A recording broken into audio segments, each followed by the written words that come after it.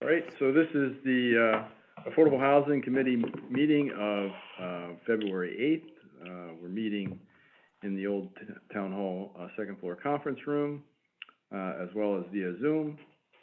We have in the room Joanne, Gwen, Nina, Herb, and we have Janice and Steve online. Yeah. And I think Heather will be joining us as well. So Gretchen, our recording secretary, is also here, as well as myself, Mark Barnard. So with that, Affordable housing. let me turn things over to you, Madam Chair. You're gonna put it on your computer? Um, Would everyone like to introduce themselves? I'll start with me. I'm Joanne Zonka. I'm now the chairman of the Affordable Housing Committee. My right is Quinn Alperovich. I'm now. Your recording.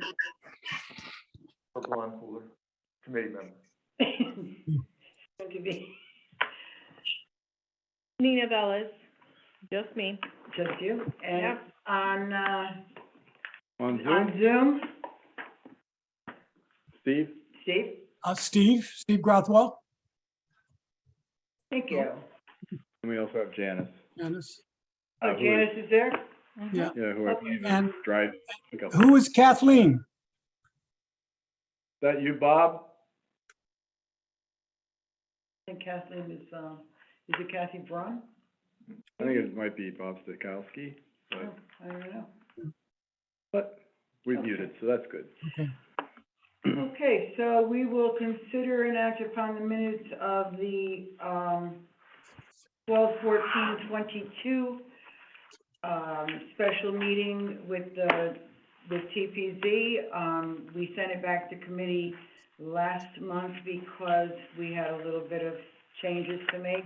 Would anyone like to make a motion to accept or give us any changes that you might have? I would I'll move. move. to accept. Okay? I'll second. Steve moves, Herb seconds. All in favor? Aye. Hi. Passes. Act upon the minutes of 1/11/23 meeting. Any questions, any input, any changes? Thank you, Gretchen. Yes, good to me. Move, acceptance. Move to accept, okay. So Herb moves and Gwen seconds. So moved. Okay, so now we have, It was voted, yes. We had Everyone's in favor. what's that? Everyone voted, right? Yes, Okay, I said everybody, right? Did I? I didn't hear it, but that's Oh, okay. I'm sorry. And I have a very tiny voice, so that could be the reason. Okay, so at our last meeting, we had elections for chairman and vice chairman. We had elected, Steve, but Steve has decided that he wants to spend time doing more work with different parts of the, affordable housing and, prefers not to be the vice chair. Is that am I correct, Steve? That's basically it, yes. Yes. Okay, so, with that being said, do we have any nominations for a vice chair? Any other nominations? We have Herb as nominee. Stephen? Any other nominations? Okay, any other nominations? Hearing no other nominations, all in favor? Hi. Okay, Unanimous? congratulations, Herb. Congratulations, Herb. I've got big shoes to fill. Steve's shoes. I've got to fill now. No, you sure do. We all do, actually. Okay, so, the annual report, Yeah, I kept this on just to provide a brief update. Obviously, we'll be presenting this to the, representative town meeting in committee on the 21st of this month. And I will actually be there. And Joanne and I will be there, and of course, all other committee members are more than welcome to attend. It's at 7:30.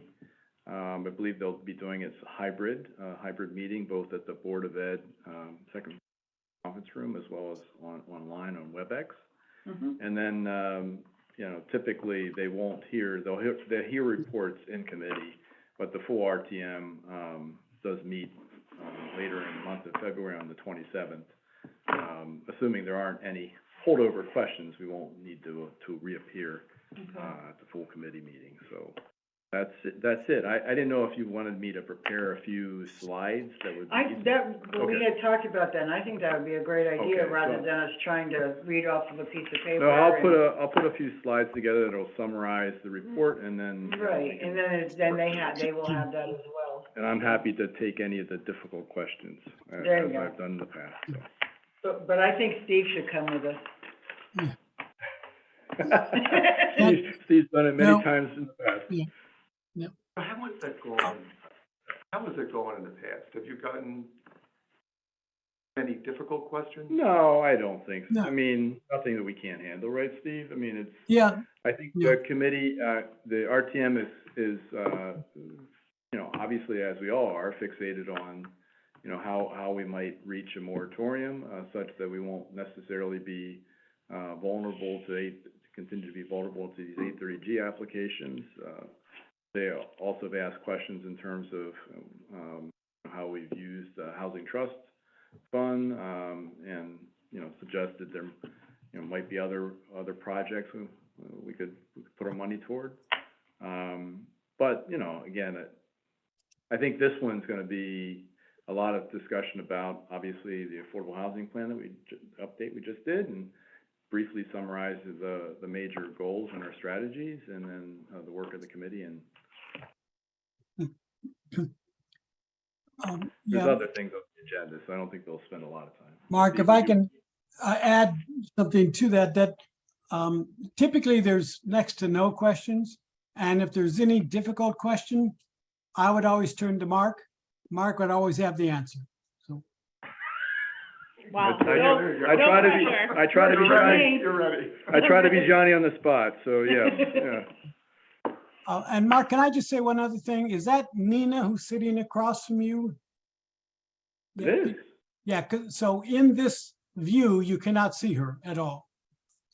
Well, maybe I'll move the, Fantastic. that's probably it. That's why she Makeup doesn't sat look very there. good, and I'm looking really fat today, so it's perfect. How about me now, Steve? Can we see? We should all go sit down there. I'm like, that's fantastic. I have nothing to do with the orientation of the camera. Well, This I is just not thought a, maybe uh, Nina high- would want to move Not a down. to high-tech see. operation here. That's all. He can see Nina now, I think. Yeah. Nina's set forward. Wave to him. There you go. The little corner. Okay, so, now, we wanna have a little discussion about the, affordable housing plan.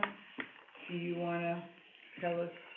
Well, I don't know, I don't wanna step on Herb's work. He's done a lot to, I think, organize, some of the action plans and strategies that were outlined in the plan, and assigned, you know, I guess for discussion purposes, some preliminary, start and, target dates, to the extent they're known, and assigned, some responsibility to who will take the primary lead in working through those. But Herb, I don't know if you wanna share your thoughts. I mean, this is your work here, so.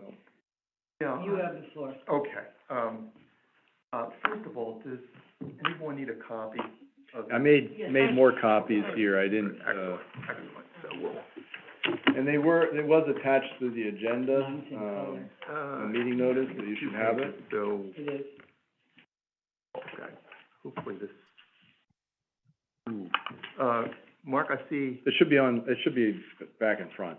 Nice. oh, excellent. Look at him. I was just saving paper. Look at you. Wait, when is the annual report meeting for The the? 21st. The Joanne, 21st? you're good. Okay, you got the color copy. And Mark, you got it. I have a copy, yes. So I tried to clean this up a little bit from the prior version because I had put some aggressive dates, as I'm asked to do. You sure did. Being a major nudge, put some pretty aggressive dates initially. So I took some of them out, and just so we could concentrate really more on the framework. So the way this is designed, you know, the tier one strategies, followed Oh, by I the like tier that. two, and then the supporting. Mhm. I added a couple here that I marked, for instance, 2A. Steve had given me a couple of goals that were not completely finished in the 2014 plan. Okay. And so, Steve suggested, I think, that I add these in, so that's what I've done. I've added a couple of additional ones in. The 2A and, 7A, and then 10A, I think are the ones. And then I threw in 12 and 13 because I thought there were things we would want to do anyway. Manage progress on the moratorium, number 12, and then 13. And this is just some for discussion. So on the 21st,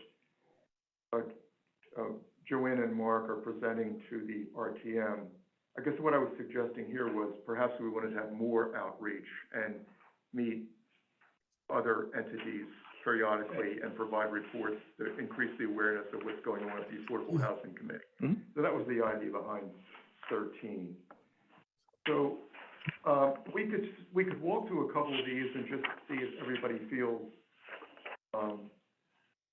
comfortable with the way it's put together. But it's intended to be a working document so that we would mark this up, and I'd be happy to do it. You know, I could, for instance, I could mark it up, or Mark could mark it up, one or the other, and then we could just show it to everyone afterwards. So it's a the idea is, it's our tool to evaluate our progress as we go through. One,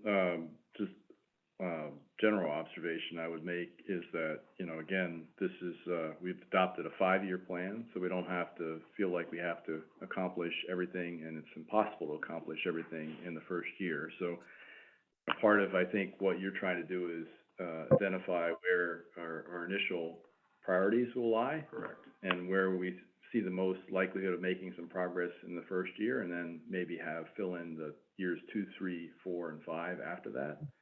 Exactly. The other comment I would make with regard to the 2014 goals is that, you know, specifically with regard to 2A, you know, the goal there was really to investigate or evaluate incentive housing zones, and that was a condition of our receiving planning assistance dollars from the state, that we had to look at that, and we did.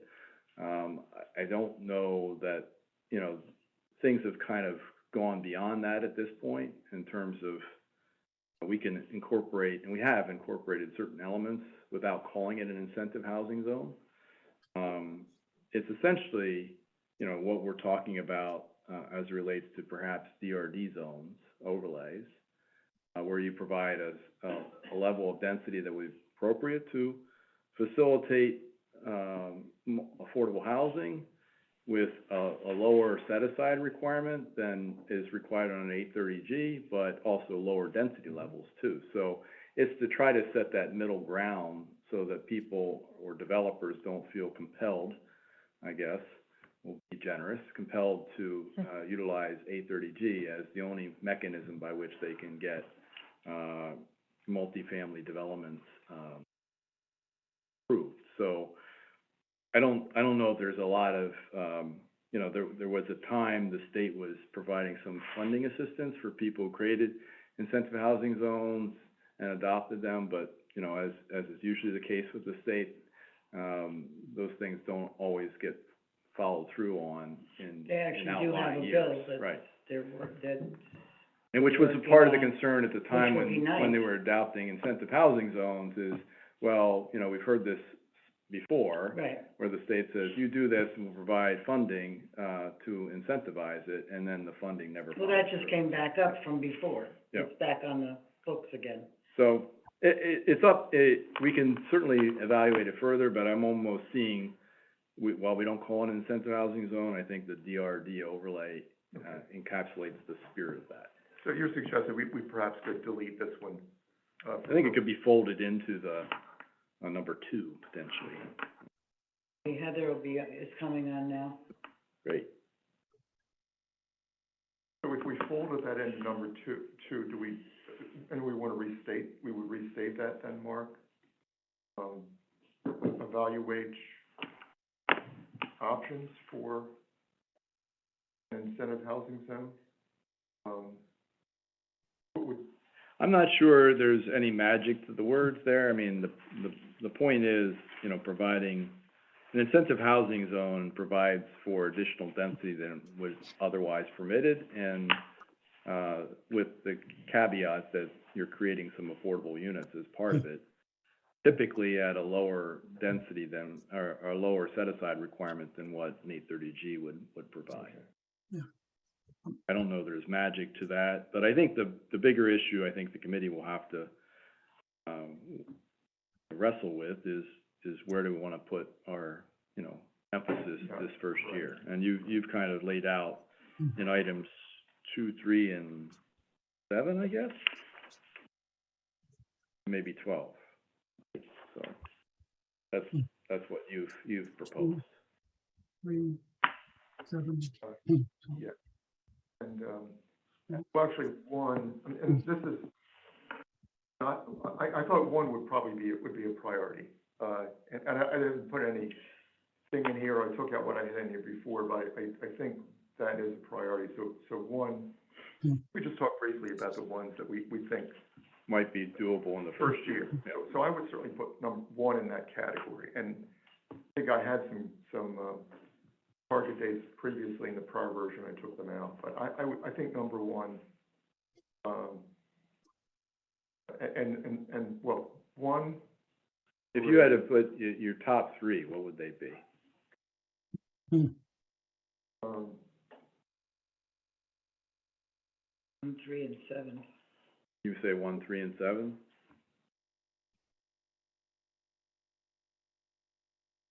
Yeah, certainly 1 and 7, and yeah, 1, 3, and 7, yes, and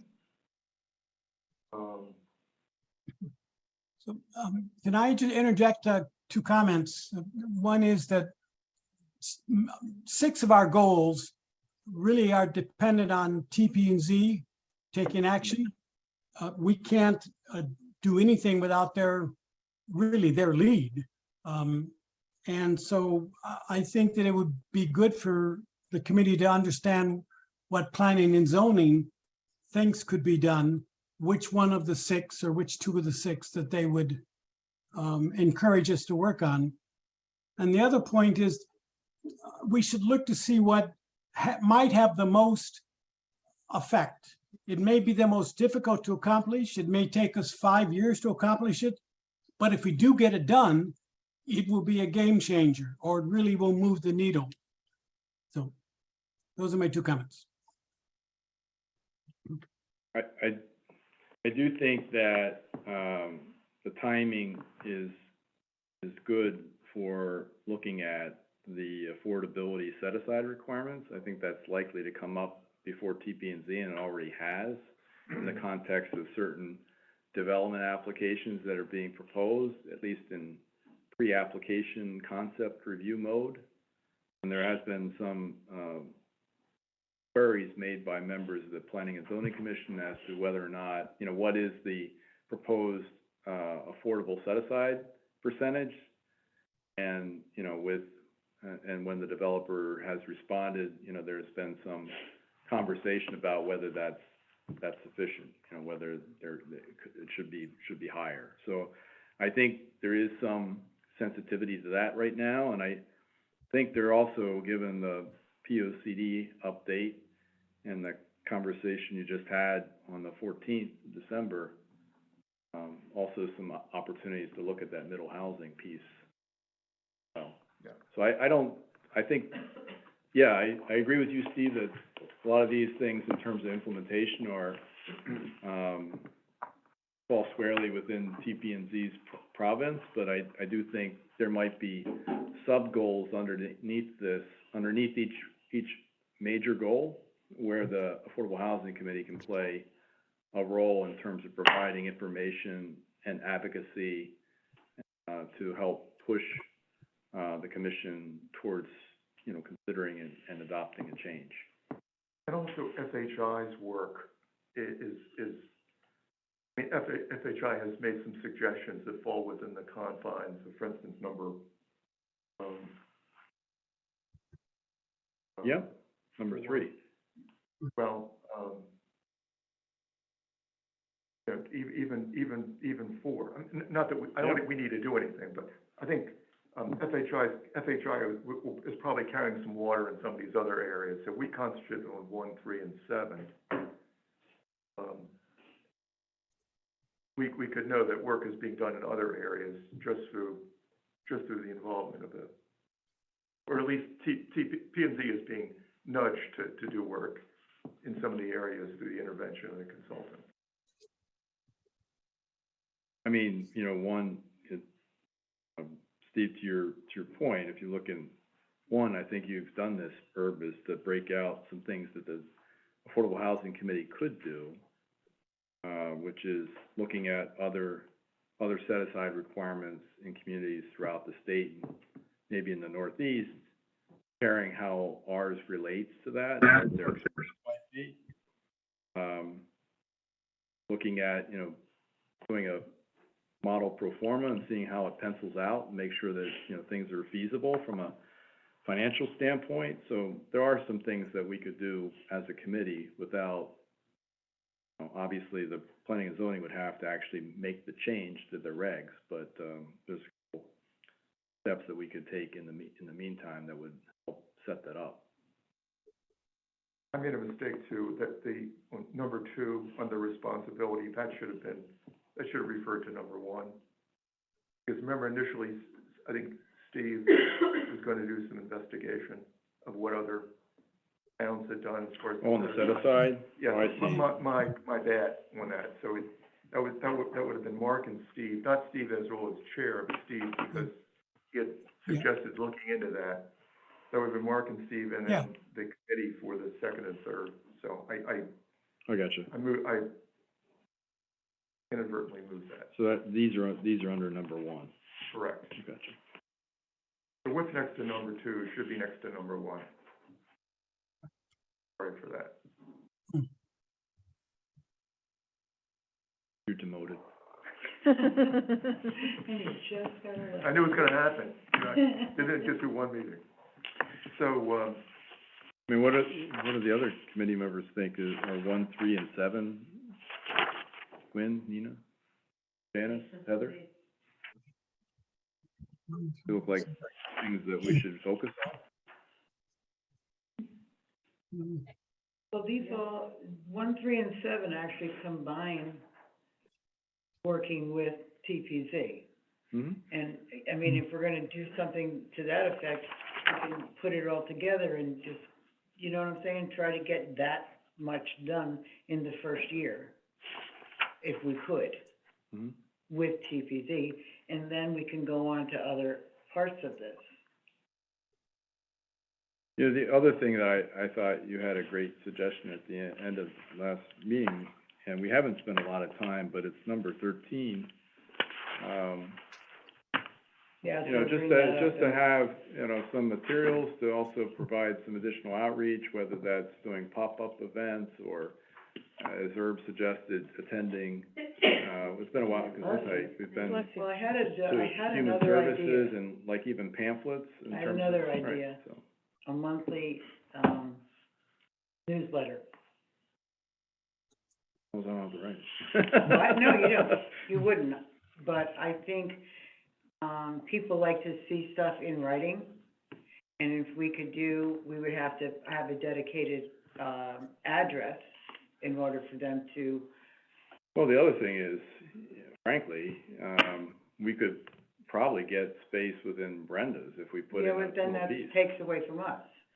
But it could be from the Affordable Housing Committee, and a report, and it does have Well, I think it gives more 25,000 visibility than, subscribers. I know. I think that if we get space from Brenda, and I know that a lot of people are asking for space in Brenda's, newsletter, but I do think that it gets a lot more visibility than if we tried to send out There's no question about our that. own, our own newsletter.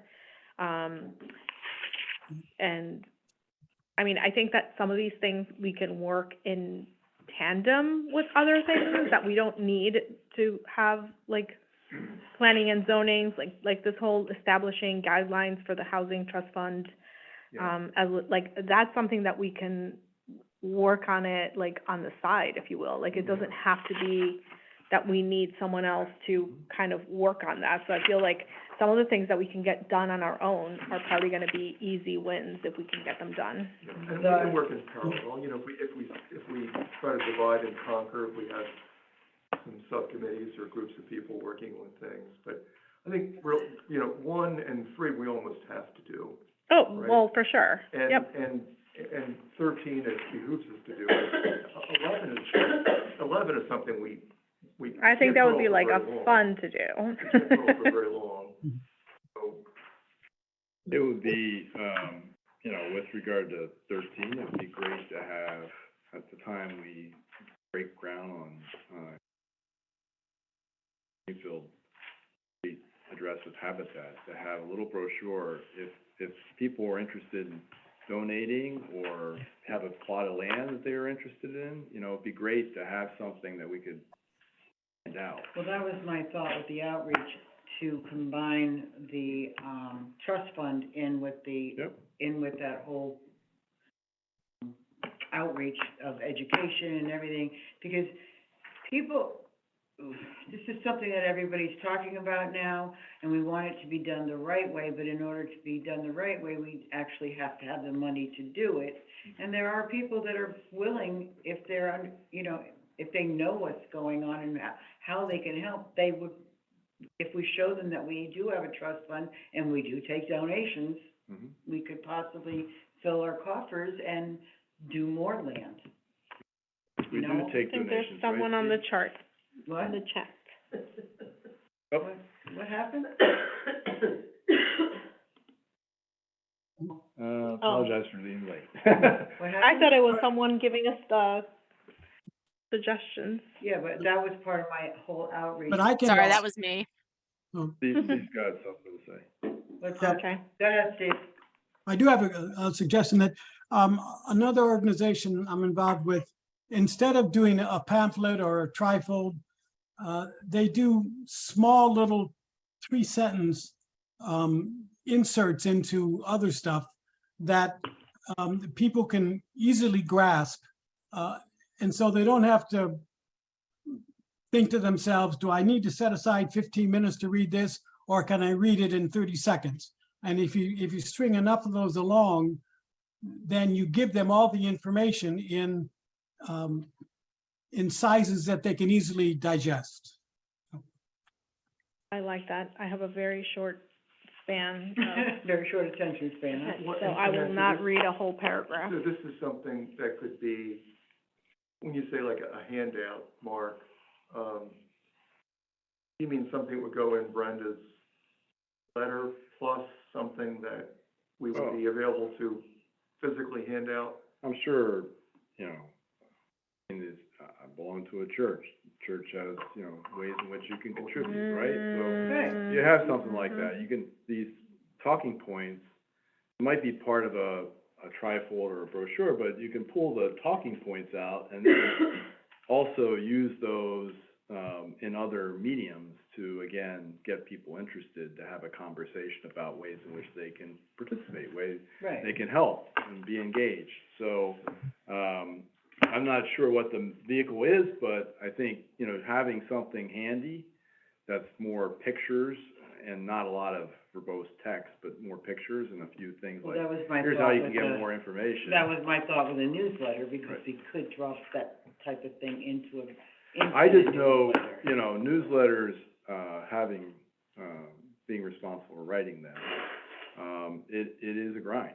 It is very time And consuming. you have to be on task, and once you commit to doing something, it's tough to keep that pace up. It gets monotonous after a while. So to have a spot in somebody else's newsletter where you're, That where they're I'm all asking you for for. content. I mean, I can get content put in there, and it could be like, from the Affordable Housing Committee, and we can give them whatever for the month. But if we were to miss a month, it wouldn't be the end of the world. It's not Right. like we have to, Yeah, you know, but if feel we commit compelled to a turn newsletter, something we have to commit, right? Yeah, What would the distribution be then? I mean, certainly Brenda's newsletter would be, an occasional placement there would be wonderful, I think we all agree, but where else might we put? well, the Affordable Housing, Committee has, a place on the town's website, and granted, the town's website stinks right now, but we're in the process of upgrading it, and there's a news and notes section in there, and so each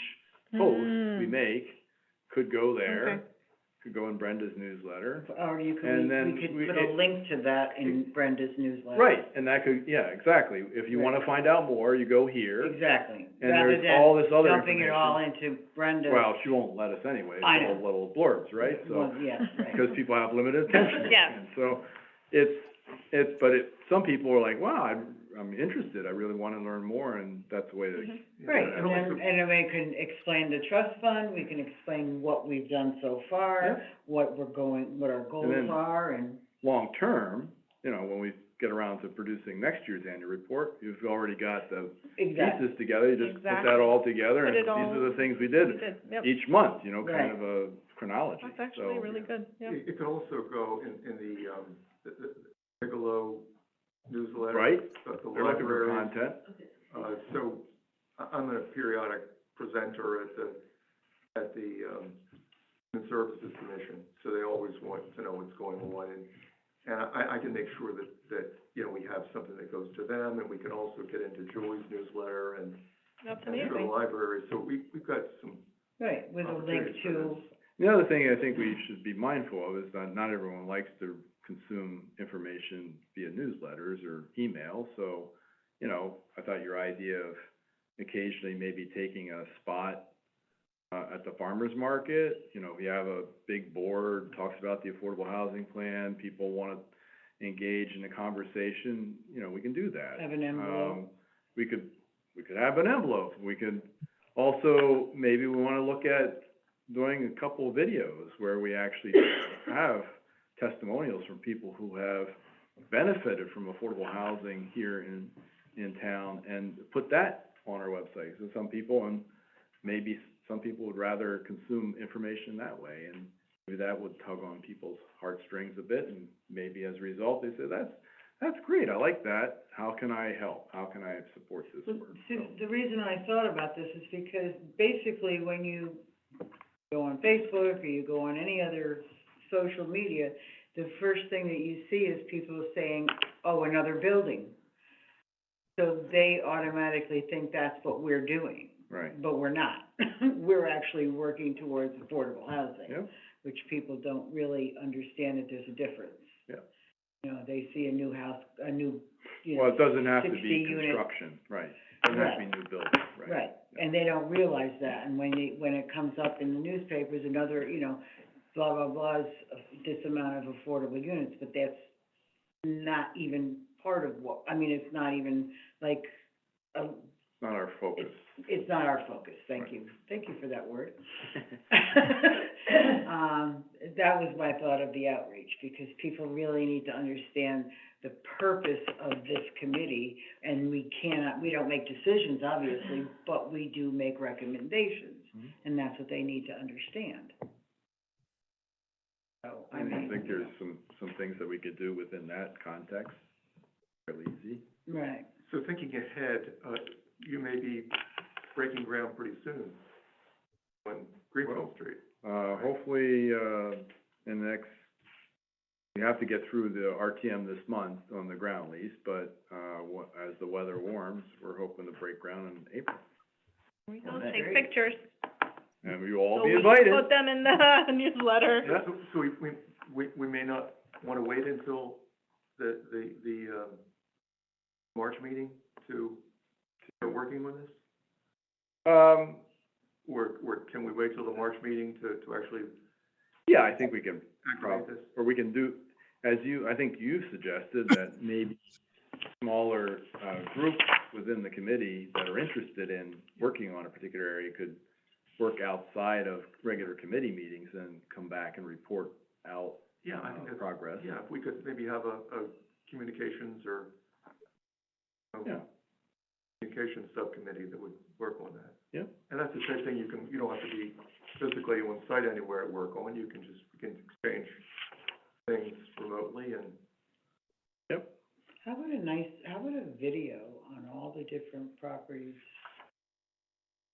Yeah, that would probably take a little bit of time, because we've been spending some time on, identifying videographers that will work within our, budget. What about Alex? I know.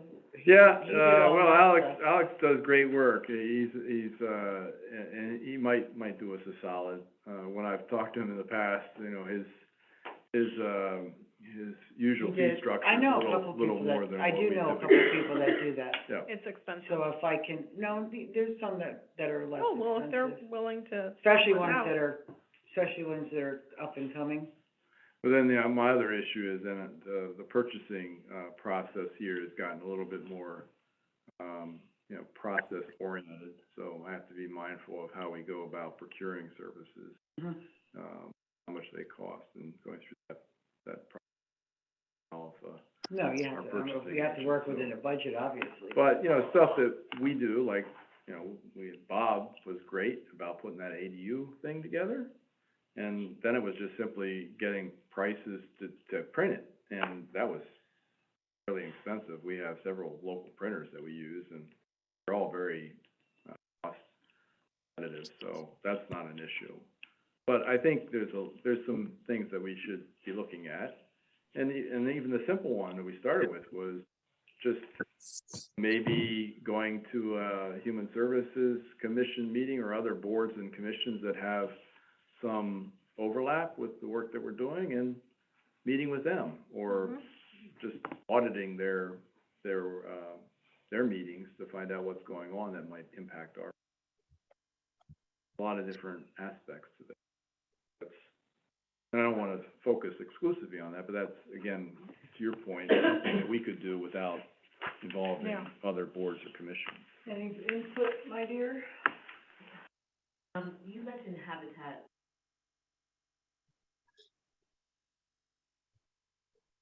They do more than one project a year? Oh, yeah. Marcus. Yeah, they just need, Okay. they Yeah, just they need money a site. and we a just need site. a site. They have the money. Oh, they have the money, they just need the site. Yeah, so they've asked if we had other sites available. Certainly, we've talked about, whether or not Parkview Commons would be appropriate, the Navy housing site. And they may be a good development partner for us. We just have to go through a similar process to pick them, or pick whoever. We just can't give it to them. Right. What are the requirements for Habitat? Well, I think they would be open to any site. I think their preference would be something where they could, probably do a duplex. So again, in our zone world, it's, B or C zones that would have a lot size of somewhere close to 9,000 square feet in a B zone. That would be sort of a duplex. And we've identified maybe a couple properties that might potentially be candidates, but we don't own them, so we have to.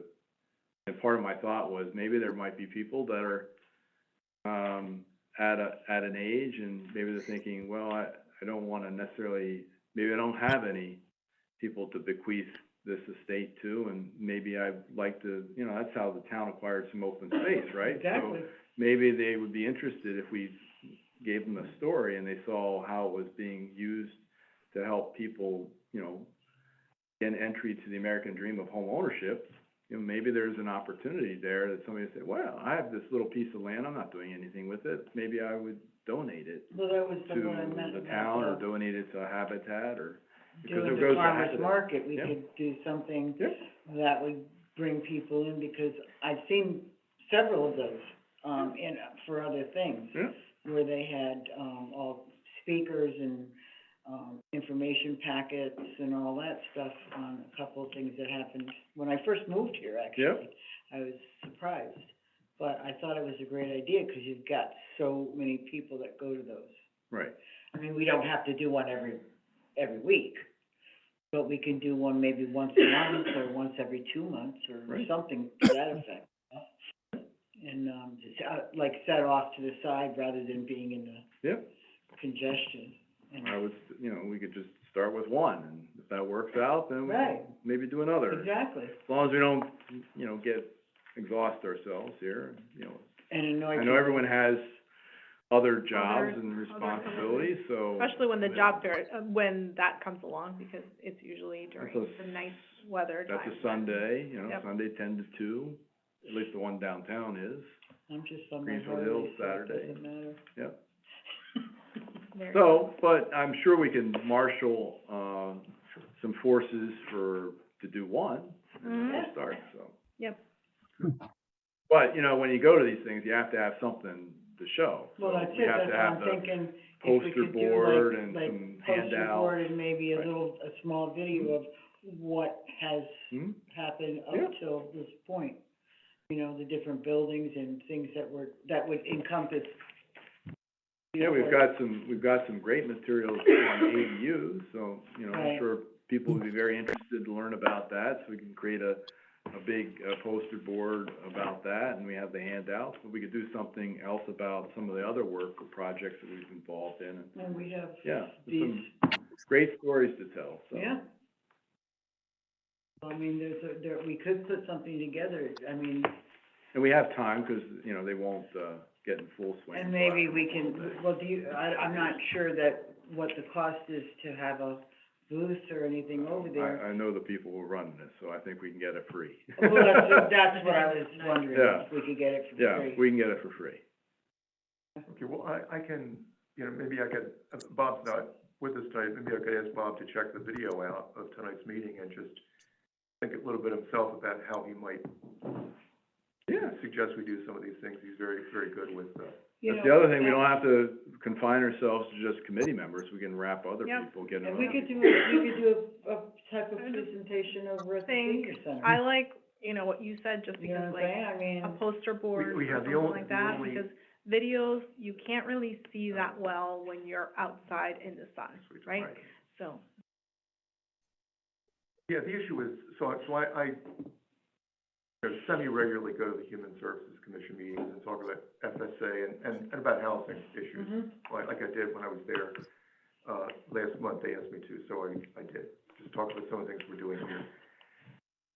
If we can have meetings at Bigelow Center, the challenge can be audience in terms of participation, and the key is getting in front of the right people. So we ought to spend a little time strategizing Right. about how do we get in front of the right people and what time of day do we do it. So if you want to do something at Bigelow, you want to really get not just Bigelow attendees, but probably family members, Right. Bigelow attendees. Right. So what time of day does that mean? You want to have a session? One time, we opened up for us on a Saturday. We did one on a Saturday. Right.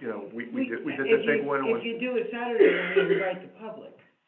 Oh, we always do it, Right. but they're always open to the public, but right, and this is open and to then we the did the public big and one, with Mark in 2017, at the BOE, and we had about 90 people there for that. So, yeah, we can definitely Yeah. do those events. Yeah, we could talk about this. Yeah. I mean, it's not something that we're gonna Yeah, do yeah, tomorrow, but absolutely. it's something that we should Absolutely, work towards. absolutely. So we're saying then that we're thinking 1, 3, 7, and 13? 1, 3, 7, and 13. And then, but I would just say we need to start thinking about number 11 Yeah, sometime, and so, I think Nina said she would work on I thought that was the fun one, so it. Nina's gonna help me out with that. I'll help you out with that. All right. okay, good. See, good. So There you go. should we I go back volunteered and- for something. Should we talk about 1, 3, and 7, at least briefly? Then, we just talked about 13 in some depth. So, in terms of number 1, for instance, how can we get that moving? Mark and Steve still the right folks to look at other towns' set-aside requirements?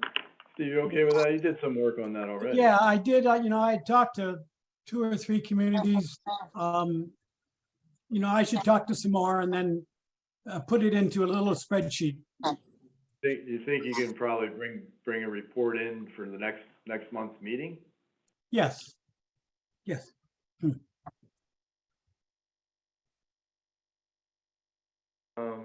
Great, Steve. And then the next step will be to, I guess, try to somehow test the viability of these. And I don't know whether we can do some figuring, a bit of. Mark can tell the people who are trying to construct something, well, the new thing is going to be, and then he can tell us what happens. Yeah, I do this, and I have, some people that, I work with that can look at, garbage in, garbage out, right? So it's all Mhm. based on what the assumptions are, and so you can make a spreadsheet turn out anything. Oh, for sure. Um, Try to Google so, anything. it's understanding, and if you ask most developers, They're gonna it's say always no. not gonna work, Mhm. with the affordable requirement, so it's just trying to peel back some of those pieces. But I do think there are some people that might be able to give us a hand with regard to that, besides myself, so. So, Mark, then, we put a tentative time frame on that? And maybe what we should start with, I'm thinking, is maybe we wanna actually invite a couple, developers in to meet with us, so we understand their thinking and their process. And we can pose some of these questions, and then we can Get it kinda from their fine-tune. point of view. So maybe that wouldn't be such a That's a bad good thing, idea. right? We can talk to a few and see if anyone would be willing to spend a few minutes with us. For the March meeting. Mark, Steve, you know some developers, correct? yeah, Yeah. have you ever spoken to anybody at Jonathan Rose Company? Not recently, I have in the past. For the other members, they do affordable housing across the country. And they had an office in Stanford for a while. I don't know if they still do or not, but so they've done some work in Connecticut, a lot of work in New York.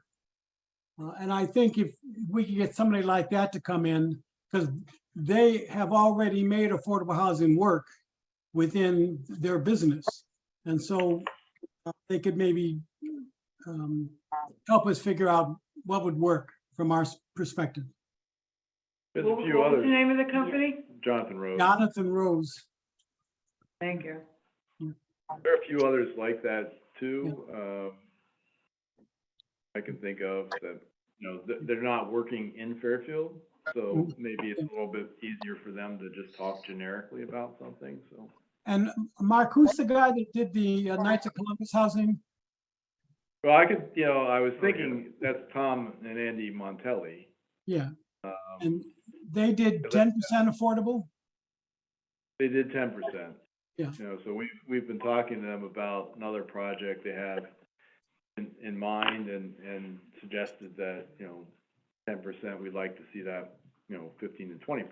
So, that might be a little, they're great people. They do quality work, and they do work, they do a lot of work in the Boston metro area and Providence, and done some work in New Haven. So, but they have a project in mind here, so that might be hit a little bit too close to home. So maybe it would be better if we stick to some folks that maybe are neutral, Mhm. or don't have a project that Yeah. is under consideration. Remember that guy Harris that you and Carrie and I spoke with? What's the name again? Harris.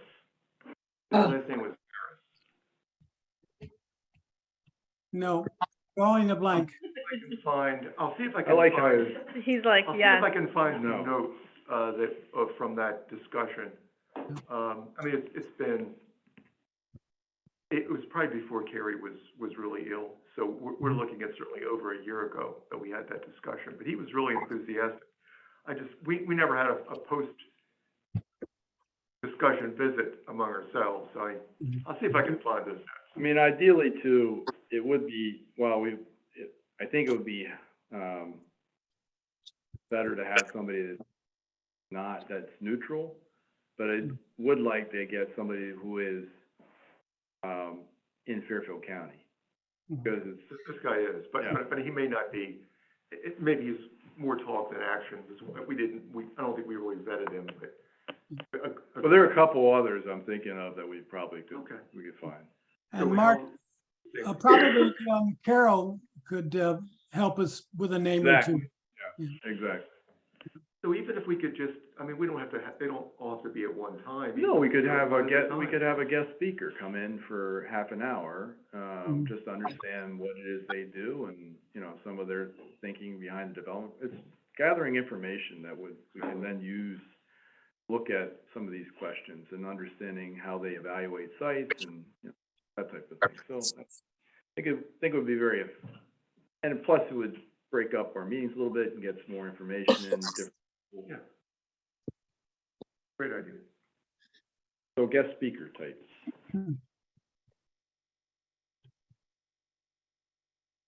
So that could begin as early as next month, but whenever we can. Yep, wherever we can squeeze them in. All right, I'll see if I can flesh out the, targets and whatnot for everybody's review on number one. And, on number three, now we've already had that discussion with Carol in September. And then I think all that we can do on our end is basically see if we can find potential lots. And so Steve and I looked at, and we plugged Mark, and this is going back to the late summer, late summer. We looked at town-owned lots that were sewered and,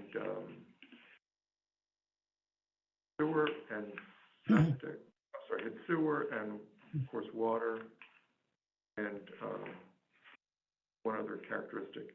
But we triaged the town-owned properties and I did, and then Steve looked at them, and we didn't find many that jumped out as being great candidates. But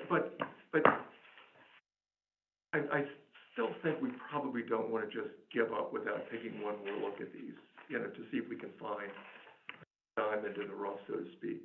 Okay, But there are other lots yeah, that Steve had suggested, and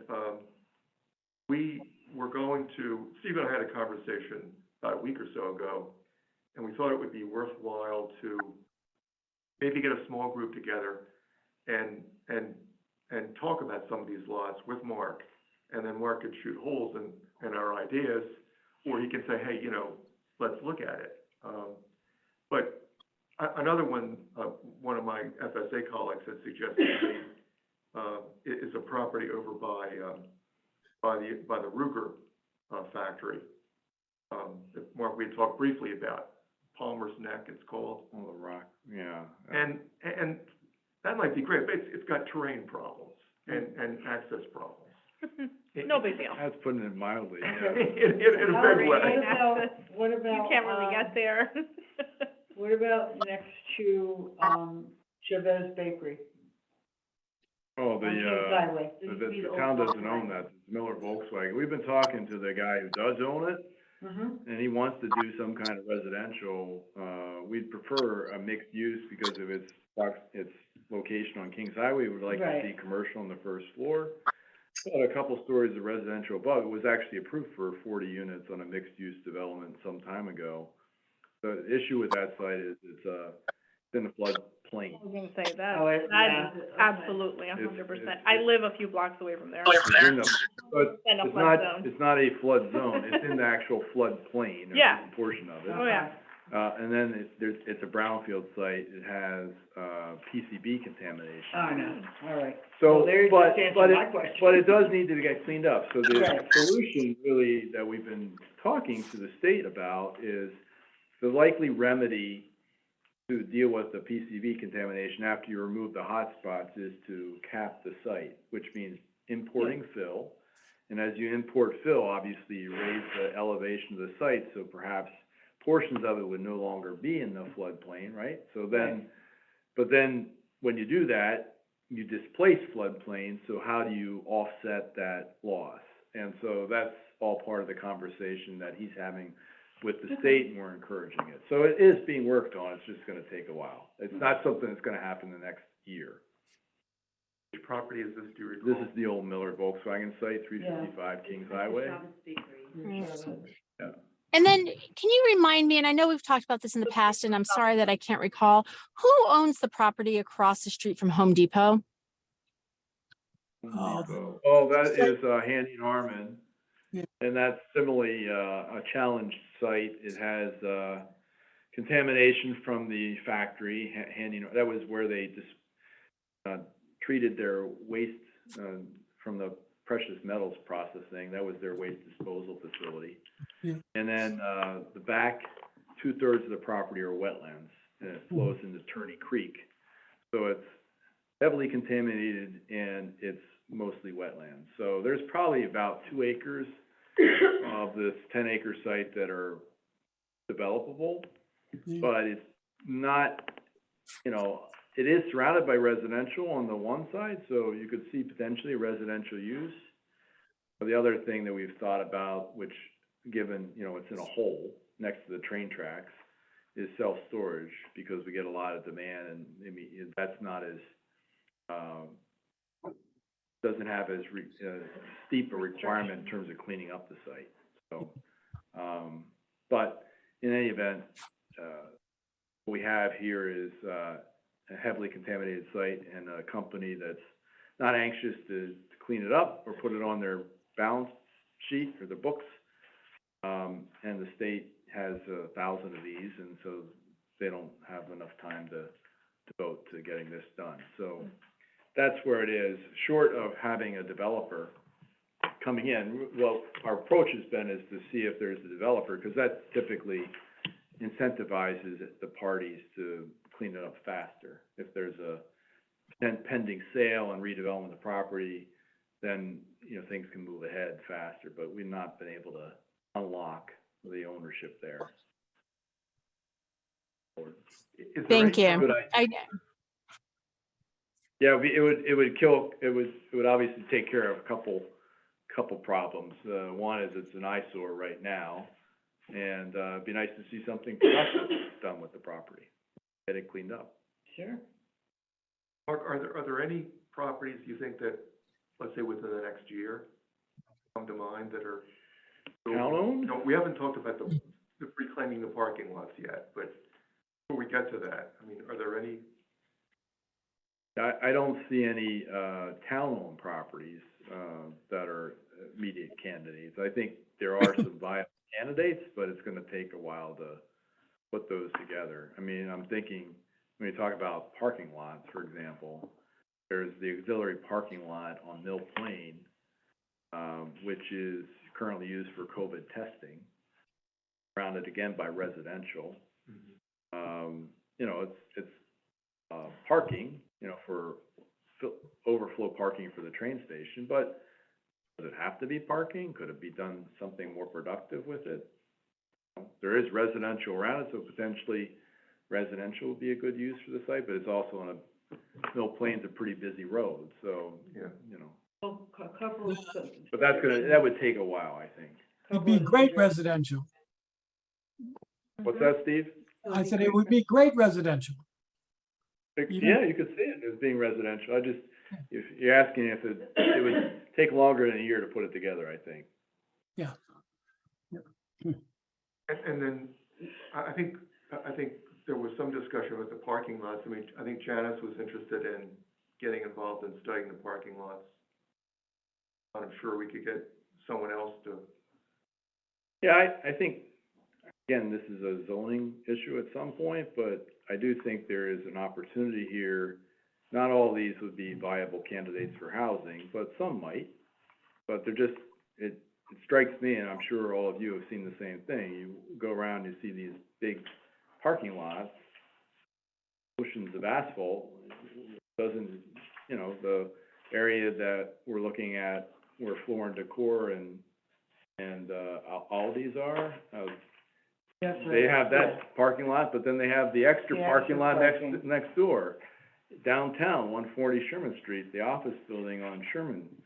He has an overflow parking lot in a residential, you know, it's mixed residential commercial, but again, no one really parks there. It's to satisfy zoning, the post, the So one where zoning would the have to be- Fairfield Center Shopping Which Center. which one are you talking, what about the one behind, You could all probably come up with these that you say, why do we have, you know, acres of parking here? I mean, should we behind do Rite, something better behind with it? Rite Aid? There is, In downtown? yeah, Yeah, that's the one I'm talking about. oh, okay, Yeah. that's, yeah, 'cause I, That's one, that's I, the I over, thought, that's the one I thought the other day. Cinto owns that to provide overflow parking for his office building, but no one ever But uses no one it. ever uses Right. it. And Yeah. it's just because it's on paper, our zoning, and I think the staff understands this. At a certain point, especially for the larger multi-tenanted shopping plazas, each, use is assigned a parking number, and it just keeps adding up. So at some point, there's a point of diminishing returns, where you don't need to keep adding more parking to set aside for no one's ever gonna use it. It should be a It would be better if it just were grass, Yes. right? Both backlots of BJ's would be amazing. BJ's is another one. We met with BJ's, and BJ's said They've got two sides. they wanna do something on their property, but they're short of parking. Can you imagine that? Oh, my God. BJ's short of parking. That's crazy. And it's like, that is nuts. So is that a planning and zoning thing? It is a planning and zoning thing, but I think what Herbs is suggesting we do is identify these locations and do a little digging and put together, similar to what Steve was gonna do for the, set-aside requirements, just understanding how much parking is there, how much really do we need? Yeah, what's the What's the break point? I mean, and then what would, if we were to reduce the parking requirements, you know, what would be potential end uses for Impact. these sites? What could we do? And it could be nothing. Maybe it's just We plant more trees. putting grass there, you know, that would be nice, as opposed to asphalt. But maybe some of these sites would be great sites for some.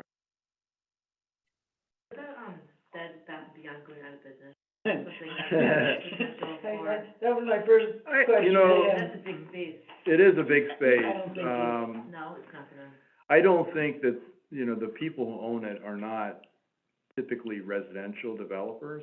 I think they're likely, and it's an odd size space. It's like a 35,000 square foot, which is kind of in between things.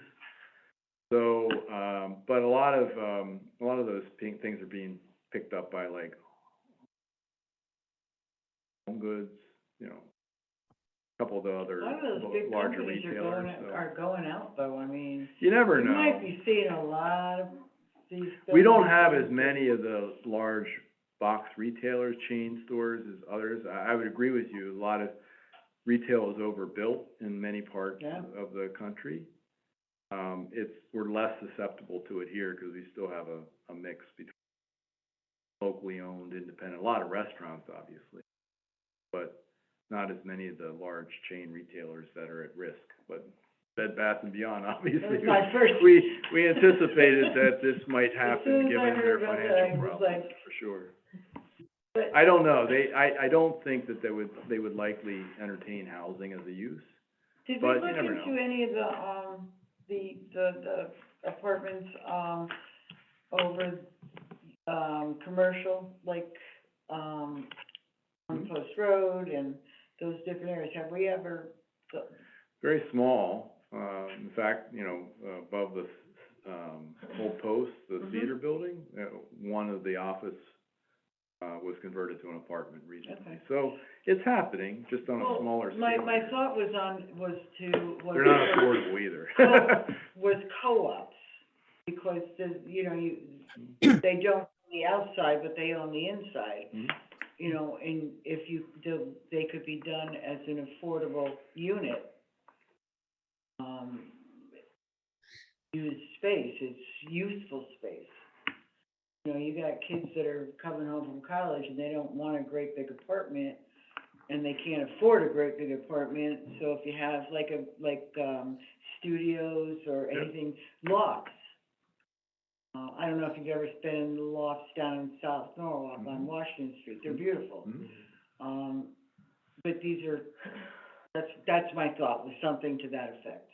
If we have commercial buildings that have empty space upstairs on the top. Yeah, we don't have a lot, but it definitely is a trend that we're seeing. Which Yeah. is, you know, conversion of office to Offices, residential, yeah. And I've talked to one property owner who is interested in doing Okay. that, so. Very small, little, would make some sense. The lot, where American Bar Grill, is that what it was called? Joe's, yeah. Joe's, What yeah. is happening there? Well, they just pulled a building permit to do, interior fit up for a restaurant tenant, so. I don't know the tenant, but, he was talking to I anticipate some, like the. Pushback? No, I don't anticipate pushback, I anticipate those fast casual chains, when we So just it's talked gonna about. be like a fast food restaurant? Not a fast food, I think it's more of a sit down, but not likely to be independently. Well, I don't know, some people like that, that's not for me, but some people like those places like Chili's and Applebee's and Buffalo Wild Wings and all that stuff, but there's too many other great places. Many years ago, I used to. And I'm not saying that any of those are the tenants, but I'm just in like that ilk, right? So, I'm with you, I'm not a big fan, when we have so many great local restaurants here, independently owned restaurants, why go to a Can we get a Popeye? Well, Maybe Arthur Treacher's. How about Fuddruckers? Anyway, Oh my God, Fuddruckers is my favorite. so, Vince- I just Vince think, let's go Diamond. back to our Our discussion. previously programmed, yeah, Yeah. the other thing, after you said all of that, I was just wondering, for some of the land that needs to be remedied, would that be something that Habitat for Humanity would be able to do, or no? Mhm. Or they just have you said they have money, so. do Yeah, they have could money to potentially remedy? acquire property, I don't think they're the type to do larger scale projects of like office residential conversion, Got it. ground up Okay. construction of apartment things, but, you know, I think they are doing the stuff that we're interested in terms of middle housing, like the duplexes and single family home construction. Cause that's their thing, you know, the Yeah. sweat equity piece, so, and more home ownership. I wish we had a piece of property to do some courtyard housing. Well, there are, but, you know, whether we can get Well, people to do that's it, what I you mean. know. I wish there was a way to do that, because we could do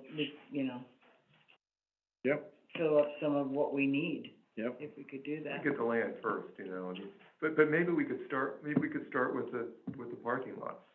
Well, I mean, that's just, what I- if we were just to identify candidates and come up Yeah. with what's a number that would work, you know? What's a number that we can suggest to planning and zoning, at which point they don't have to keep adding parking, and it won't result in adverse impacts in terms of people not having enough places to park. Did I send you that article on what they were doing with the Yeah, you parking did. lots Yeah, and yeah.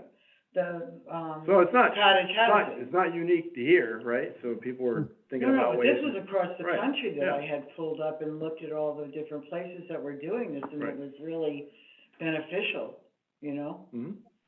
With workforce housing for, you know me, the veterans, I'd like to see us have something for veterans, and I'd like to see us have something for families with children just starting out, to give them a leg up, not necessarily, you know, they could start out and then be able to move on to something bigger and better once they've got their feet wet, Mhm. you know? Is anyone interested in getting involved in looking at the parking lots? I mean, Yeah, I think- I'll do it. Yeah, it's just. I'm really interested in that. Identifying a list, starting with a list and doing parking counts and, Okay. yeah. Yeah, All right, so, be happy to just go around and look at parking lots and I can go I shopping. mean, on you've it. done some work already preliminarily, right? So, Have you started that already? no, well, in this area, I really haven't, but, you know, I think I have a basic idea in terms of what we would need to do. I mean, we would need to really study the utilization. So for, you know, I think we identify sites, we could, Mhm. you know, a group of us could, you know, identify sites and we could, you know, then sort of vet them, maybe prioritize them. Then we need to start studying them, so we need to evaluate the utilization. So maybe we need to do some periodic checks, see just how much they are utilized at various Right. times of the day or, and a month and so forth. And then I guess we need to start thinking about hypothesizing in terms of what could, you know, how much could we recapture, and then potentially what could we convert that because you recapture? do have examples where, you know, like where ShopRite is, where the parking seems adequate and maybe inadequate in some, because of how it's laid out. So how do you differentiate, why does that seem like there's just enough parking or barely enough parking, and then you have other shopping centers, and it's not, I don't know if it's the draw of the tenants per se, but, you know, we just wanna make sure that we're not creating a problem for unintended consequences here, No, right? of So- course. Okay, do we wanna go on to old business and updates? Wait, just one other point on the parking lot stuff is, if you find a good parking lot, you also have to make sure there's potential for the owner to make a buck on it. Because they're not gonna build the housing just because we give them extra parking. So it's gotta have a bottom line for them as well. Right, Yes, I think maybe what we do is we start with identifying the lots and then evaluating how much excess we think there might be. And then I think we come back and get guidance in terms of what the next well, yeah, steps because might be. we can identify, then we can go and get the layout with the amount of parking spaces and the, not foot traffic, but car traffic that's in there at certain times of the day, and see if they're feasible, and then we can go to the. Is any of that data readily available? I mean, do we have to do, You don't have to go count the parking spaces. Yeah, I don't wanna- It's readily available on the town. the number of spaces is really available? Absolutely, you have to have the number of spaces. And then the thing for us is just, that we would have to evaluate utilization. So we would Right, have to, I mean, the town has the beginning of it Yeah. already for you. okay. Then you have to go and decide, okay, are they utilizing the entire parking lot? Is it, you know, I mean, like Bob's, you never see cars there. Right. Really, seriously, I mean, unless, you know, there's in the summertime, people park there to go to the beach. Yep. So, That's obviously a candidate. right. Yeah. The same thing, like I said, with BJ's, that's another thing. BJ's, no way do they use that whole parking lot. And a Unless whole it's the day second- before Christmas. Not even then. You know what I'm saying? Or Super Bowl. Okay. It'll be busy on Saturday. That's about it. Um, So, All right, we'll sort of write this up. Yeah. And we'll share it with, okay, you, Janice, and Janice, Joanne, and Herb, and anyone else who wants to join, we'll okay. write this up and we'll share some ideas and start So capturing if I some could different. make two other quick comments. One is, Mark, we had talked to a guy who had the building near Kohl's with Dunkin' Donuts in it. And he Mhm. wanted to do some apartments up on top.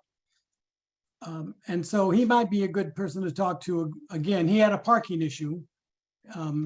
But the other thing is, commercial and residential used to be compatible uses side by side because the traffic was at different times. And so when the retail traffic was there, the apartment traffic had already left, and vice versa. But I don't know if that holds true today with so many people working from home rather than being in the office. And so we got to keep that in mind as well. Okay. Sounds good.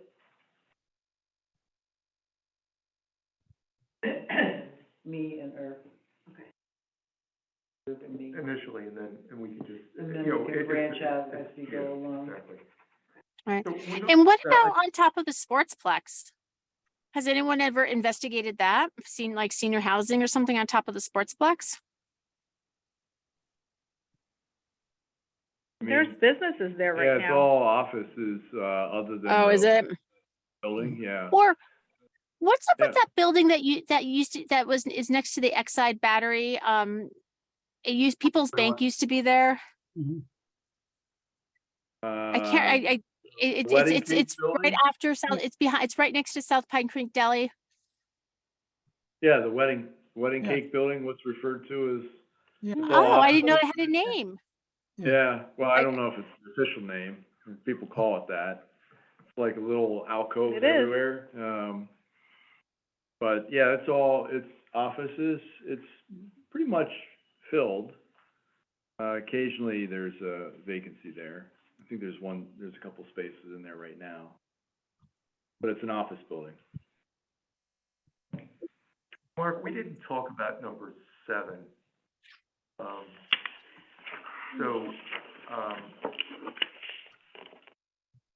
I think, my gut is we pause right now on that one until we hear back from FHI and Planning Department and possibly P and Z before we go further on that. Yeah, that's probably sensible.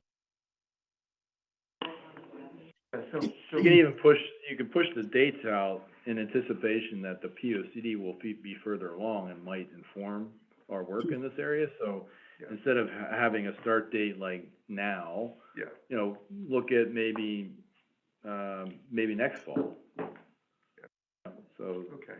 And I had maybe you written- have that here, it's start 10/12, maybe they meant October of 2023. I told you I'm a village. Yeah.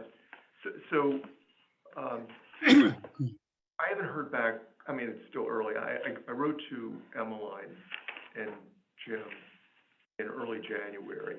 Well, I sent the information in, Emmeline wrote back and said, thanks, we're gonna look at this and as well as share it with FHI and let you know. So I can stay in touch with her and just see where that's moving, of course, keep everybody here plugged in, just to see if anything's moving there. But so we'll adjust the dates there because, you know, we've already given them some ideas, and I think now it's probably up to see let's see what FHI thinks. Certainly, if we don't get anything back, by the time we get to the POCD process, we want to weigh in, but I think we've got some time.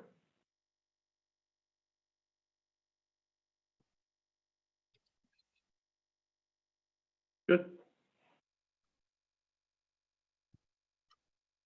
Ready to move on? Yes, sir. Okay,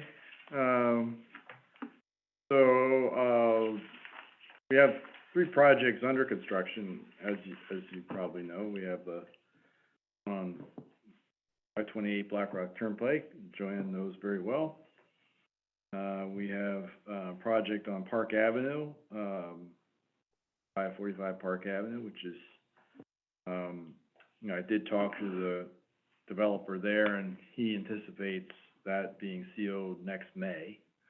That's kind of this is a project that, should produce sufficient number of points if we don't get there before then, would certainly put us over the hump with regard to a moratorium. And So then, that's a year from May. yeah, it would be May 2024. And I saw 26 Beacon Square, I was up there last month and they were framing it, so all 3 of those projects are underway, well underway at this point. I do know that the hearing was before Inland Wetlands for 980 High Street was closed, but the commission or the agency hasn't yet rendered a decision. I would expect that on or before the beginning of next month, March, because I think they're under some statutory 35 deadlines days, I to think, if complete. they have Yep. from the meeting, or 35 days may even be from the day prior to their last meeting that they have. They're, Yep. I haven't heard anything more on Berkeley Road at the moment. I mean, they do have inland wetlands, amazingly, they have inland wetlands approval. They haven't made a formal application to planning and zoning as of last week, so, we'll see what happens there. And then, the 15 Umpqua project is, litigation between the parties. Appealed the denial or rejection, and although the town and applicant are talking about, is there a way to come up with something that would be more appropriate for that site in terms of size and scale and density and appearance and all those things, certainly including a first floor commercial use, it's right in the heart of downtown. But it sounded to me like ways apart in terms of their thinking. So we'll see. So we're kind of in the same place we have been with regard to the moratorium. We're about 50 points shy. We still don't have 2020 census numbers, but, preliminarily, it's not gonna really change our target all that much. I think we calculated about seven points that would put us further away, but not terrible.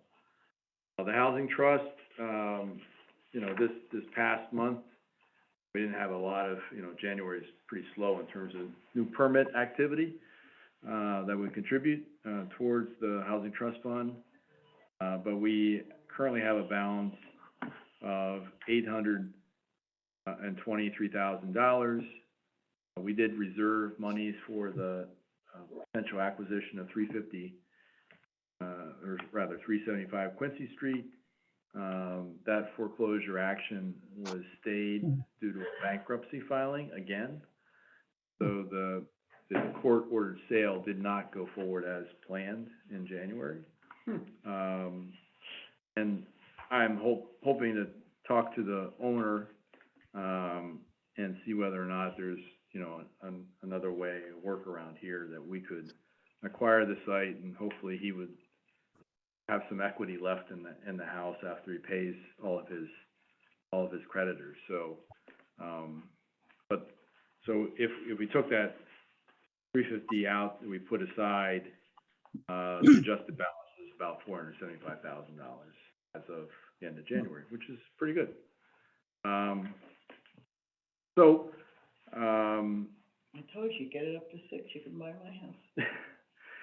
Well, so that's the Housing Trust Fund and Parkview Commons, simultaneously there. Greenfield Street, we did get the Board of Selectmen, did approve the ground lease, earlier, month, and then we're going to the, RTM, end of February, sent that, and hopefully they'll say yes, and, working with Habitat to get their architecturals into planning and zoning for their review, and then, assuming the RTM approves the ground lease, when we're ready, they can just pull a building permit and we should be ready to go. So you think there'll be shovels in the ground by what, like April? April, May, yeah, certainly. Okay. And we won't be holding it up at that point, it'll all be them, so.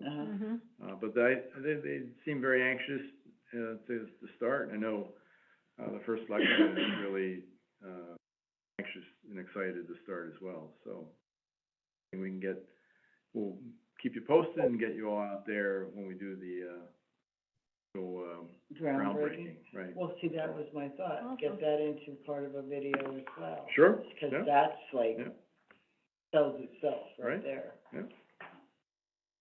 And with regard to the St. Anne-Marie School, we did recently, the first selectwoman did recently meet with Carol, Martin. I was in attendance, and we talked about Bureau Street. We're both committed to reaching out to the diocese and see if we can figure out a way to get the diocese some money and I've given up on develop him. this site, but he seems to be, I've given up on him. Father Sean's, Cookie, huh? yeah, tough cookie, right? Last month, we spoke about, a house road, and it's next to the mobile gas station, I believe, and the vet over there. I didn't speak, did, I Steve, think did you, Heather might I have think mentioned Steve it. or Heather, did you mention that? The rehab that Habitat did in town? I did on Fairfield Woods Road, they did one 3 years ago, 5 years ago, something like that. Yeah. But it's now in disrepair. Yeah, Oh. so who's responsible for that? It was a homeowner, Yeah, right? homeowner, They yeah. worked with that homeowner? Yeah, So it's the homeowner. Can we, And they still live there? I don't know. I don't know. Do you know what this is? I don't know the exact address, but I know, that it's next to the mobile gas, it's on the corner of the mobile gas station and the vet there. Hmm. That's too bad, it's a shame that Trying to picture it. there's a project that was built. White House. yeah, on the north side of the street. Okay. Well, I'll go take a look. You know, maybe we can help. You know, I don't know what the circumstances are. Maybe the individual, wants to sell, and maybe that's an opportunity. Maybe the person that lived there passed away and it Yeah, didn't, you never know. you know. Yeah. You know, Habitat had worked with a number of churches, I think, to do those rehab jobs when they, and a lot of folks were elderly and didn't have a lot of means, so it's quite possible. Could be still in Change of probate or something circumstance, like right. that, so that might be something to look into. I will definitely look into it.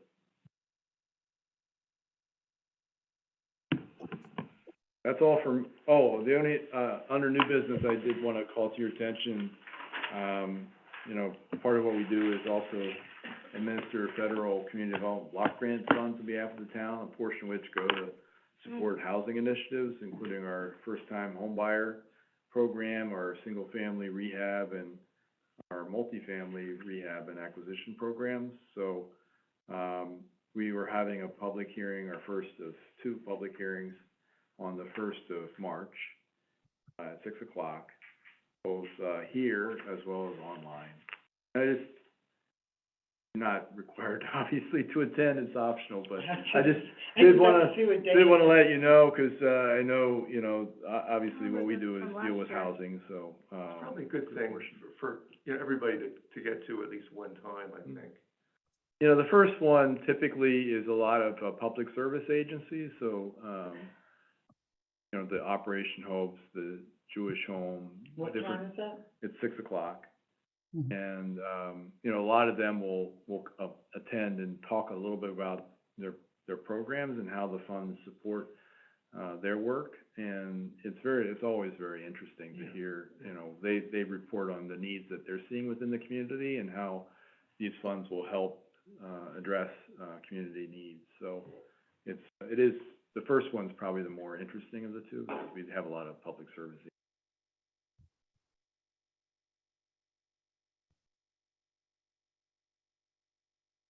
Steve? Nothing for me. I just wanna bring up a couple of quick things, Joanne. So, in terms of the legislature, Joanne and I have been looking at some bills Yeah. that have been introduced. And Mark, you may be closer to this than, you're closer to this than I am, but I just did a quick scan, and there are a couple bills that our three reps sponsoring. One would require affordable housing developments to provide commercial or mixed-use space. The other would, I guess as a clarification to the, housing unit equivalency point scoring or eligibility Do you have the bill for. numbers on those? Yeah, one is House Bill 6415. That's the one that's designed to support commercial vitality by requiring affordable housing developments to provide commercial or mixed-use space. How And can they, Well, the background to Like this is we've had several 830G applications in our commercial downtown, and so. I get it, I was just thinking like any affordable housing. No, it was in a, it Has was to a have. commercial district. Got it, okay. 423. So, you know, I think the Planning and Zoning Commission felt compelled, they said, well, it's not a bad location what you're doing, but we can't approve a mixed-use development, 1675, we can't approve a mixed-use development under 830G, so you're gonna have to come back as exclusively Got it. residential. And Okay. it's like, well, you're kinda cutting off your nose to spite your face, because we'd rather have it versus commercial, so.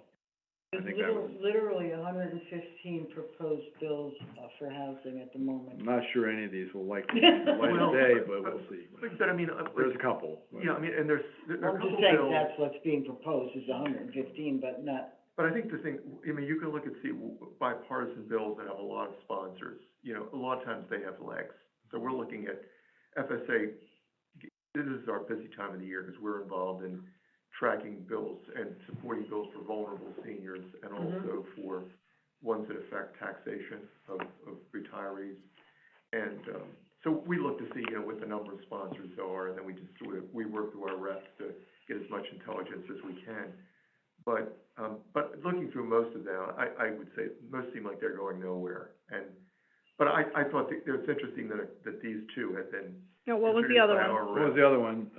6423, and that's the one with the, I guess, Mark, that's designed to make sure that they qualify for HOA. Yeah, we've had this conversation with our reps sometime, you know, that there's, some ambiguity in the language as it relates to accessory dwelling units, and whether or not you need a 10-year restriction or a 40-year restriction. State Department of Housing says you need a 40 restriction in order for it to count towards your moratorium points. But elsewhere in the same statute, it provides a carve-out for accessory dwelling units to be treated differently than other Yes. affordable units, in that they only have to be restricted for 10 years. So, you know, if there was a 10-year restriction for an ADU, that would count towards moratorium points, and that was very clear, it may then make more sense for the town to actually put some money to incentivize people to deed restrict units on a 10-year basis. You could see that potentially happening. But a 40-year restriction there's no way. And it'd be, without some clarification, it's hard for the town to either provide a tax credit or other monetary incentive for people. And our representatives want it to be 40 years? No, they want it to be 10. I think right now, these are probably placeholder type bills. They are. Because they're sort of like 1 or 2 sentence bills. And so what the hope is that ultimately that these can become like little snowballs and become big snowballs. And maybe you're part of some committee, you know, raised bill that comes out from a committee. But right now, I think they're probably basically, they will be injected into another bill. potentially. But, you know, but I mean, I'm just bringing them up because those two came from our reps. And then Tony has one that he had proposed last year. Right. Yeah, Money. it's again, yeah. Very long shot. Yeah. To get money, to basically get grants for FHA. And then there's this, bipartisan bill that would count in the 10% test for 30G. Maybe naturally occurring affordable housing? Yeah. Yeah, but so this is non-deed restricted Yeah. housing if it's less than 80% of the median income based on the prevailing interest rate and appraised value. I mean, that's gonna be a nightmare to try to sell and then to try to measure, and so it's. Yeah.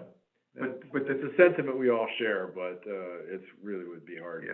to see that as a practical, So it'll happen. the Desegregate Connecticut That's all I'm looking at. has not in a formal bill yet. So I think they're waiting to see what the governor's legislation looks like. So by next month, we'll know. That'll be a bill. We'll have that to look at.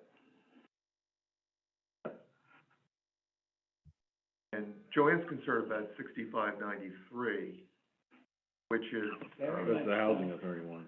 Huh? That's the one that's housing authority? yeah, that's Yeah. the. Regional housing authority type. That's where another housing authority can, I wanna come and work in your. It just makes absolutely no sense. It doesn't help anybody other than grasping other people's properties and land for your own, it's, meaning what you, if you have, any housing authority can go into any municipality, Okay. okay? So, With the Cheshire Housing Authority could do something in Westport. if they wanted to. exactly. I mean, up in, like, the top of Connecticut, come down to Fairfield and do something, Okay, yeah, that's fine. which is ridiculous, See, there's a lot of, you know? I mean, I I- would just see it as having less applicability or likelihood for us than it would be for certain other. Yeah, but towns. you don't know that No, because we don't. You know I what don't I'm know, saying? I don't know for certain. I actually testified for that by letter, because I just think that it's Hmm. counterproductive to what any of us are trying to do. Right. And Mark, what's the logic behind letting the housing authorities do that when not-for-profit affordable housing developers can operate anywhere in the state, anywhere in the country? Yeah, I'm not sure. I don't know the background. I'm sure somebody's trying to solve a problem. I think there is out Yeah, there, but, It might just be this one. right now this you, one housing authority, this right, Elm City could Housing very well Authority. be, yeah. Because they're the only ones that really expressed any interest in testifying. They had a public hearing in the housing committee. Well, Yes. so maybe it's Yes. New Haven wants to do work in Woodbridge, you know? I think, Yeah. I think they're just itching to find more opportunities, Right. and Oh, I don't think it's, I think if you think through the numbers. but it could be what Mark just said, because, was it Woodbridge had that big lawsuit about affordable housing? Yep. Yeah. Yep. Yeah, okay. So, I mean, right now, you could, you know, let's say that we wanted to work with, Bridgeport Housing Authority, we could do that, but it's an option. It's not that they have the absolute right, you know, we could invite them. And it's for smaller communities that don't have a housing authority, it makes sense for them not to create their own and Yeah. maybe have something that's doing regional. But I think there's a backstory to this one. that we're not quite grasping yet, so. Yeah, this is an inside job. Inside job, right? Yeah. I read, I don't know if I read something or I spoke to someone about the state wanting to require every municipality, to have a housing authority. Who knows, yeah, well, somebody was reading some other thing today, it's one of those same type of sentiments, like, you have to do Yeah, this. you have to do it. Yeah. But they also. But a lot of this But stuff, you it think doesn't about it, make, though. it doesn't see the light of If day. if this bill that we talked about just now, 6590, whatever it was, if that were to go through, you have municipalities that do not have housing authorities, so they're the ones that are gonna hurt. Yes, I mean, Yeah, I they're the would ones think- that are likely to be right. the They're the ones candidates. that are gonna hurt. We're not gonna be a candidate. Well, I'm sure that, you know, our housing authority would say, what are you doing? And look, Yeah, but you wouldn't be able to, you Yeah, wouldn't be able to but do any that. developer could come in and do an 830G, right? I mean, and what's the housing authority gonna come in and voluntarily do more than 10%? I mean, good luck. I mean, If it's to benefit them, they would. I think it's unlikely for us, but I mean, if you're concerned about it conceptually, then I think you are. That's what I'm, if they need to make their numbers with the state, and you give them the opportunity to go into other municipalities, those are gonna count towards their numbers, not towards ours, correct? Mark? Right. Okay, so there's where their incentive is to cross the town line. Yeah, no, I mean, I understand. I think it's more likely to be an issue for Woodbridge than it is going to be for That could Fairfield. very well be, but I just think that it's not beneficial to any municipality to have people, I mean, Yeah. you know. Yeah. There's a lot of bad ideas going around right now, Yeah. so. A lot of bad You ideas. just have Yeah. to wait for The it to bills sort itself that are out. up there Oh, are, they're give 4,000 me a bills. headache. Yeah, I mean, it's a tremendous number of bills that are, the whole place is a mess. Oh, it is. I The closer you get to it, the more you realize I how much sit of at a work mess it at is. night and I just pick a topic and then I look for bills that go with the topic and I shake my head. Yeah, I think, yeah. Okay. Anywho, Anything else we need to discuss this evening, sir? I do not have anything else. No. Okay. Anyone want to make a motion to adjourn? Motion to adjourn. Second? All right. Second, 1 second. Okay. We are We're adjourning at 8:42 PM.